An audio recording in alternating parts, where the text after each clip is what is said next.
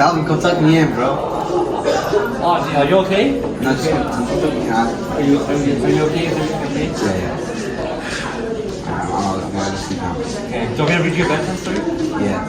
Alright, so I'm gonna tell you about this great theory. It's gonna be called the Great Chain of Being. Okay. The Great Chain of Being is a sigma hierarchical structure that ranks all forms of existence. It goes from God at the top to minerals at the bottom. It goes God, the OG source of all power, all the way down to angels, kings and queens, commoners, animals, plants, and down to non-living things like minerals and rocks. Calvin, how did this all start? That's a very beautiful question. It all started with ancient Greece. Roughly 348 to 322 BCE, this dude named Aristotle, he laid the foundation in the belief that everything in nature can be arranged from simplest to most complex based on how much soul it had.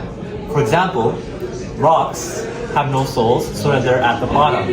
As humans have souls and senses, so they're placed higher. In the 4th to 15th centuries, Christian thinkers mashed up this philosophy with Bible theology. God was put at the top of the ladder, whereas everything else was placed below. This became an official worldview and explained how people viewed life. What were some biases and misconceptions from this? This theory essentially states that you're stuck where you're born, no cap.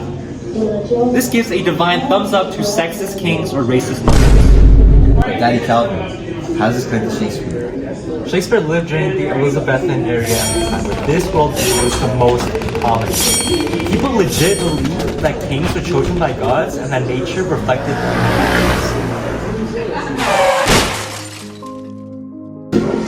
Daddy Calvin, what sources would Shakespeare draw from? Shakespeare drew heavily from classical philosophers, Aristotle, and Christian thinkers like Aquinas, as well as from the Bible, which reinforced the idea of kings being God's chosen rulers. Is this still a worldview today? Not as much, but you'll still find it in TV shows, movies, and old literature. Some religions still choose to believe in it, but you mainly only see it in fantasy stories.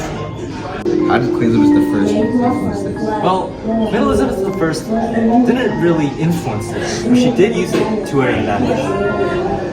She's like, I'm not just the queen, I'm the queen because God put me here. You mess with me, you mess with God.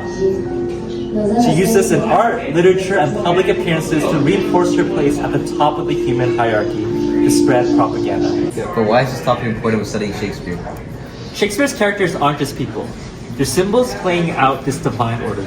From kings getting murdered to peasants talking back or women stepping out of line, each of his plays and the events that happen with him ends in tragedy or disaster for a reason, not just the plot. Thank you so much, Daddy Calvin. I think you feel so much better. No problem, son. Have a good night's rest, okay? I love you, son. I love you, Calvin.